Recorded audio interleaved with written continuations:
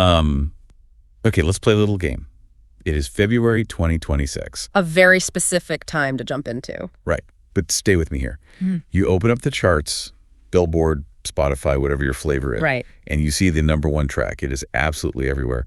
But when you go to look up the artist... You don't find a band. Exactly. You don't find a solo act you recognize. You find a fictional group from a Netflix animation called Huntrix. It's the moment everyone said wouldn't happen right up until it inevitably did. Yeah. And the track Golden isn't just some viral soundbite. It is a legitimate, industry-shaking hit. Which is wild. It is. Yeah. Now, the knee-jerk reaction here is to say, okay, cool.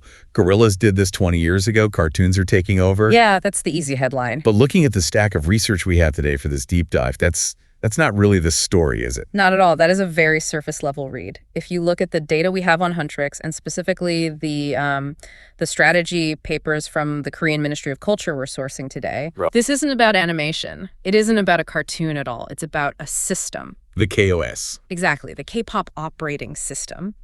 The big takeaway for our deep dive today, and really the whole reason we're unpacking this, is that the specific methodology used to build K-pop groups has finally detached from Korea entirely. It's gone global. Completely. It has become this portable global software that anyone, even a totally fictional band, can run to dominate the charts. So that's our mission today. We're going to pop the hood on this operating system. Let's do it. Because we need to understand how what they call functional audio is dictating what you listen to.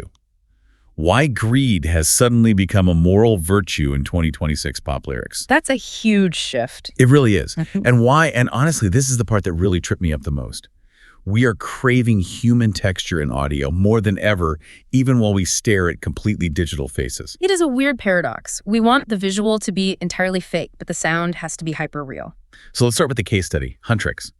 Why does a song by a fake band work better than a song by a real one in this specific ecosystem? Because Golden, the track itself, isn't treated as art first. It's treated as a container. A container for what? Identity.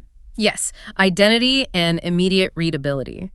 If you break down the production of Golden, it follows a very specific architectural blueprint found in top-tier K-pop. Like hook first construction. Exactly. Hook first, a recurring melodic motif that loops perfectly, and visual shorthand built right into the lyrics. So it's hyper efficient. It isn't waiting for a bridge to get to the point. No, it can't afford to wait. It hands you the keys immediately.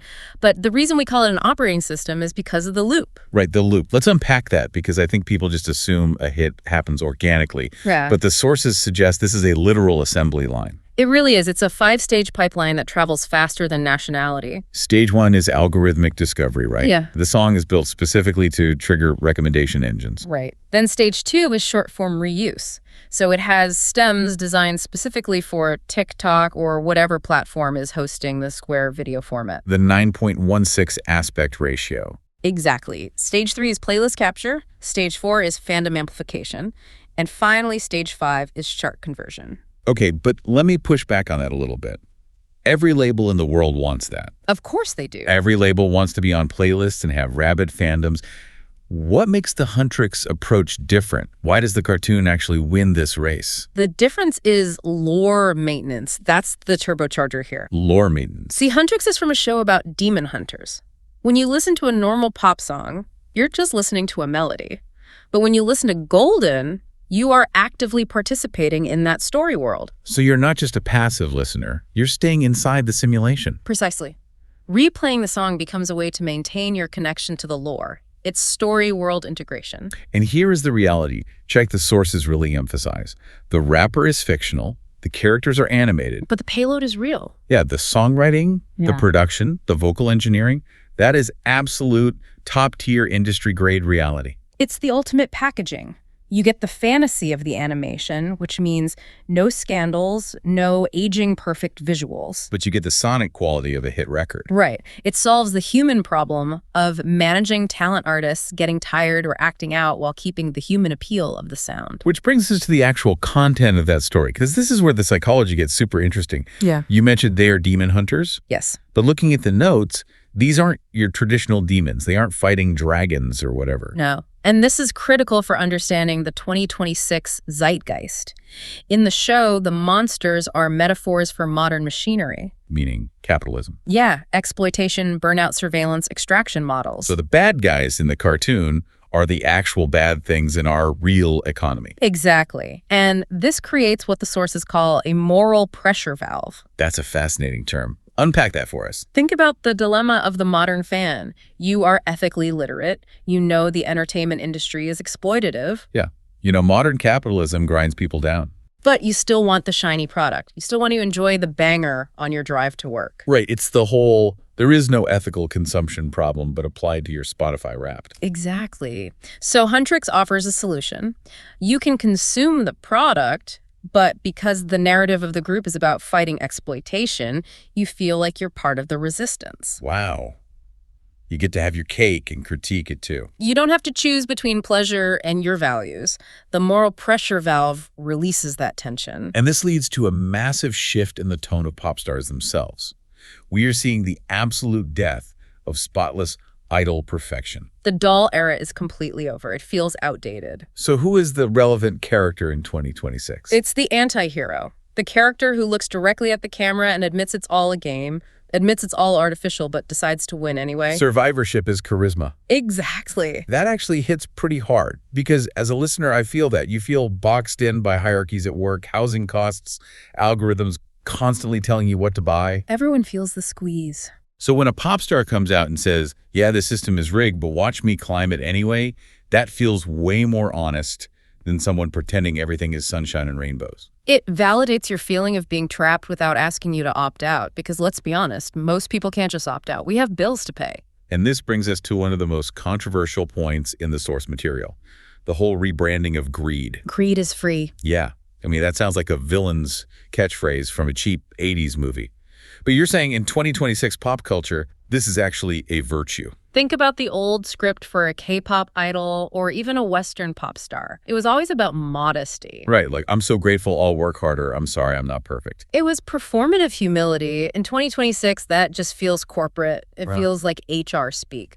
The new script is desire without shame. So wanting more isn't something you have to hide anymore? No, ambition isn't viewed as villainy. It's viewed as a survival mood. When the economic ladder feels totally broken, simply wanting to climb it is an act of defiance. The listener doesn't want to be scolded into contentment. Exactly. They want a soundtrack that treats their ambition as rational. Survival mood. That really clarifies it. It's not greed for the sake of excess. It's greed for the sake of security. Correct. It's the hunger to be safe in a volatile world. But here is where it gets really interesting because humans are complex. We can't just be in survival mode fighting demons all day. We'd burn out. Right. We also need to crash. And the sources point to this massive counter trend happening right alongside the anti-hero stuff. The Feel-conomy. The Feel-conomy. This is where music stops being art and starts being pharmacology. Essentially, yes. The Korean Ministry of Culture released a trend analysis for 2026 based on big data from last year. They framed this era as a stage of adaptation. And the core signal they found was authenticity and wellness. Wellness in music. Music as mood regulation. We have a situation right now where more adults are living alone than ever before in history. Which creates what the sources call a loneliness architecture built into modern urban life. Yes. So comfort isn't something you just get from your family or community anymore. It's something you have to purchase and schedule. That is incredibly bleak. Feeling bleak. But also entirely practical. It is. You buy a weighted blanket for your bed and you stream a weighted blanket for your ears.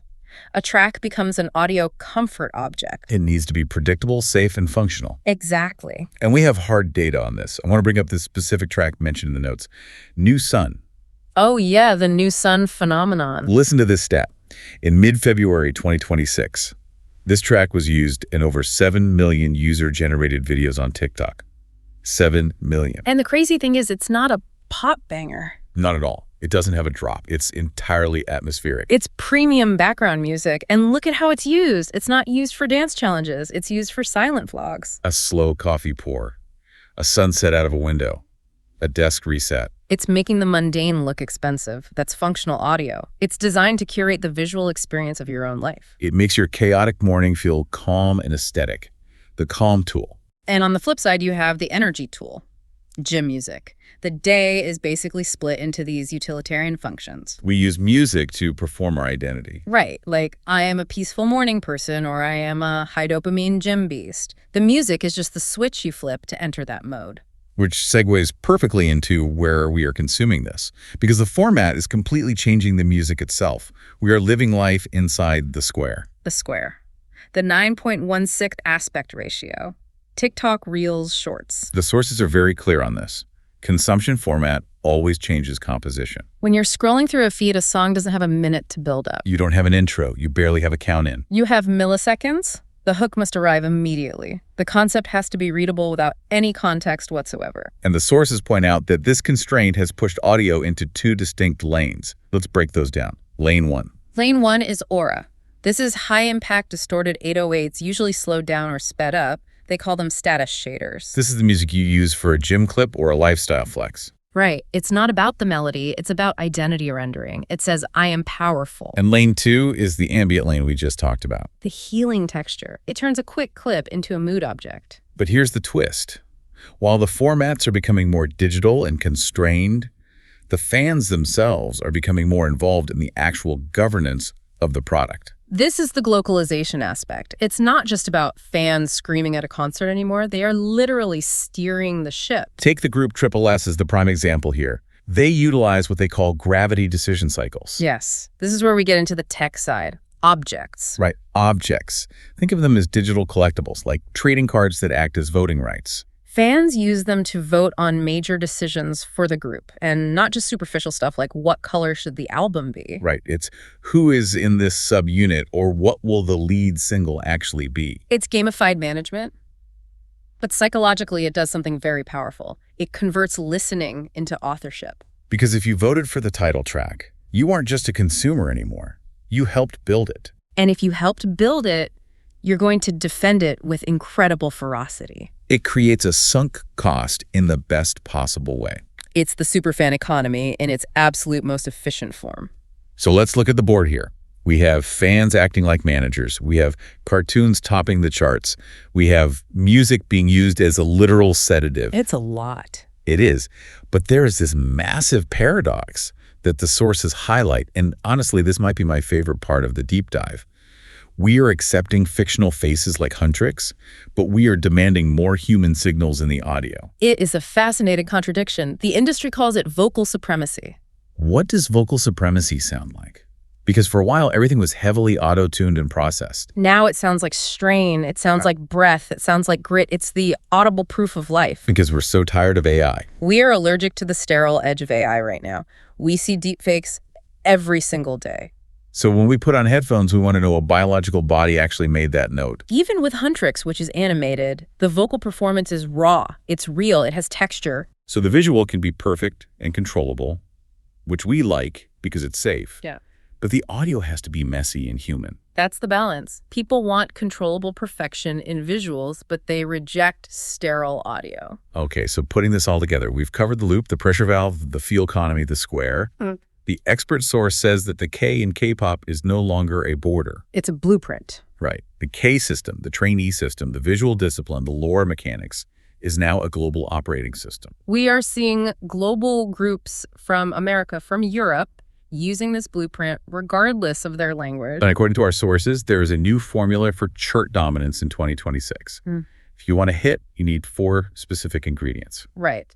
If you're a music executive or honestly just trying to understand why a song is stuck in your head, look for these 4 things. Ingredient 1 is emotional utility. The tool aspect. Does this track make me feel something usable like calm confidence relief? Can I use it to regulate my mood? Exactly. Ingredient 2 is narrative depth. You need that anti-hero survival energy. Ambition without shame. The listener needs to feel like the artist is climbing the same broken ladder they are. Ingredient 3 is human touch. You need that audible breath, the proof of life. The listener has to feel the presence of a human behind the mic, even if the face on the album cover is an avatar.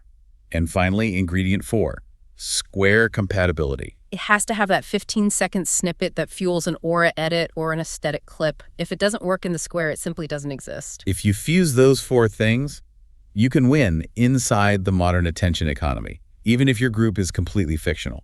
And there's one last trend mentioned almost as a reaction to all this fragmentation: mass cohesion. The return of the big group. Yes. After years of micro-trends and hyper-niche subgenres, there is a real hunger for cultural glue. The sources mention the expectation of a full group BTS return as this massive stabilization moment. People want a shared narrative again. They want leadership. They want the story of walking our own path and endurance. In a fragmented world, a massive, unified group provides a sense of stability. It's a monolith you can actually lean on. Exactly. So what does this all mean for you listening? We've covered a ton of ground today. We are seeing the export of an operating system. A fictional group is competing with real pop stars. Ambient tracks are becoming massive hits just because they look good with the morning coffee pour. And fans are governing the product via digital collectibles, even if they don't explicitly call it the blockchain. It means that if you want to understand modern media, you really have to understand this OS. It's not just about music anymore. It's about how media attempts to regulate your mood and essentially sell you an identity. The music is just the delivery mechanism. It's the syrup that helps the ideology go down. Which leaves us with a final thought for you to chew on. We've established that music is now primarily a functional tool, something we actively use for mood regulation and identity rendering. Right. At what point does the artist become completely irrelevant to the user?